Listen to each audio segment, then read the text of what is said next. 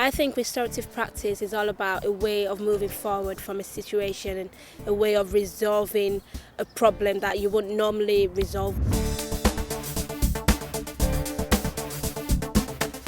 We've been working a lot on relationships between members of the school community for many years now, and working out different mechanisms by which we can get to know each other well and we can support each other in our work. When the person at this end gets the communication, you pick up that sponge ball. Here we go. If you're going to introduce restorative practices into a school, then you also need to be working with everybody in the school, including the kids. Otherwise, it's like playing a game where only one person has all of the rules. What we need to do is give young people the same messages as we give them to the staff and we give them to other agencies. It's important that the students pick up the RP principles as soon as they come into Carr Manor. So as soon as they're in Year 7, that they learn how to facilitate or work out, resolve issues with each other that they've had with each other. We've obviously trained up Year 7 reps as well to be involved so that they can work with their peers and come together to resolve issues that have come up between them and other peers.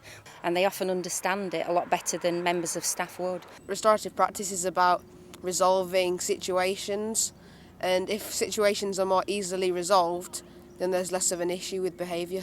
It helps a lot with minor conflicts with pupils. Had a couple that I did actually in a class, did a circle, and then afterwards took a couple of pupils who were having problems with each other out of the class, and we used RP to get them to have a better relationship and actually build a relationship in the first place. I'd like to just take a seat, both of you, please.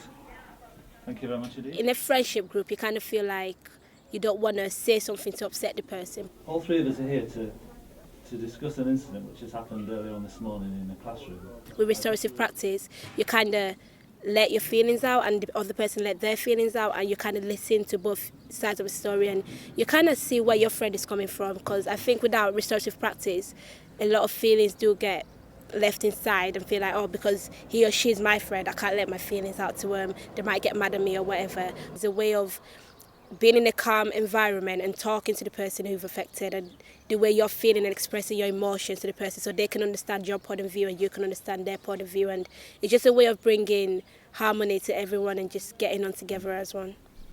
Okay.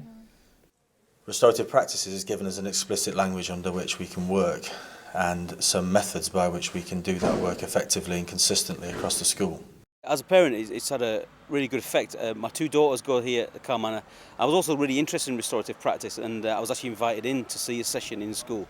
I think it's just a great tool that can be used with parents, carers, and with the young people themselves. And just that ability to say, let's have a look at this card, let's have a look at these questions, is a very powerful thing, rather than where do we start now. Hopefully it'll be used around the dinner table as it is in a school situation, and I think that's one of the powers of restorative practice.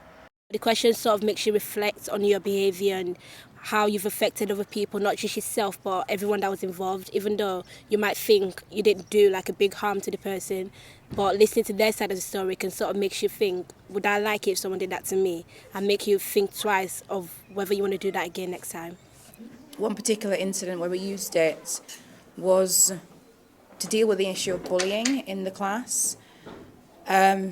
Everyone had a chance to have their say, and everyone had a chance to really express how people's comments, how other people in the class were making them feel. And since then, the pupils have really been different towards each other. They've really actually understood and recognised what the comments that they were making, and we're now at a more harmonious stage in the lessons where they think before they say. Some people I heard before may think it's an easy option, but actually it's a really good way for people to challenge and support without being confrontational. Sometimes the student gets misunderstood by the way he reacts or they react to the situation. If people don't get their say, then usually people will then get upset and they then decide that it's not worth trying to resolve issues, and that's never the right way to go about it. If we don't sit down and speak, we'll just be going in a circle really. We'll be outside school fighting the next day, we'll be shouting at each one, it'll keep on going around, the words will get spread. If you only listen to the person that's being affected, it's like you don't know why they got affected or why the other person did it. You often get when a teacher and a student disagree, it always seems that it's always the student's fault. If they talk about it like in a civil way rather than just like the teacher saying, I'm the teacher, so what I say goes and you're going out of the class. If like they're willing to listen, people who might behave badly might be more, they might like comply more and like just kind of not be as bad if the teachers are more willing to work with them. I think it makes it a lot more cohesive climate, and it makes it actually a less stressful place to work. Because I work with a lot of the transition classes, we use it quite a lot during lessons. Sometimes it's to start a lesson just to make sure everybody's calm. Sometimes it's to finish a lesson off and to use it in terms of a plenary, making sure that everybody's understand the learning. There are certain classes that it's worked very effectively with, because what it's done, it's allowed them to understand the importance of listening to people and not actually interrupting other people whilst they're having a conversation. So being able to use a talking piece, to take turns, to go around in a sequential circle, and to wait until it's their time. It allows them to think before they speak, so you get clearer answers a lot of the time, and it's really nice to see the children all focusing and giving people a quality audience and listening very carefully to what other people have to say, to then come back to be able to respond to it.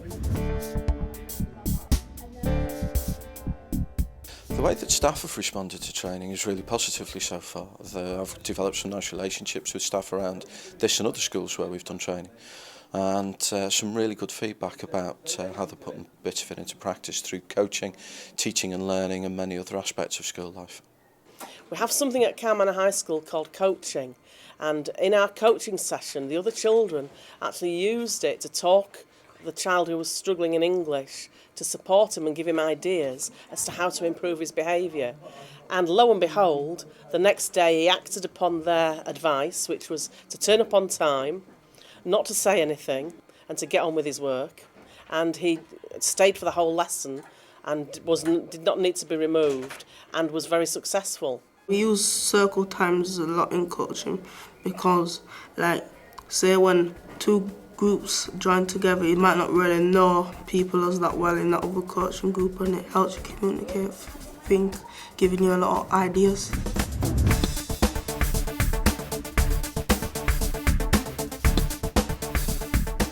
We're beginning to see the impact both in relationships between people but also in the performance in the classroom.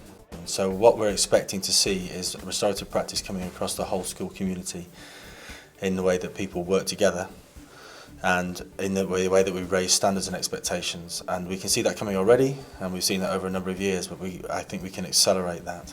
When they leave high school, it's going to be a skill that they're going to take with them to their workplace or wherever they go to. So if you come into a situation that you don't know how to resolve it, they might think, RP, I did it in high school, let me try this on this person, let's see how it works out. So it will be a very harmonised city, and everyone will just get on a lot better than they do now. And yeah, it'd just be a really, really nice city to be in.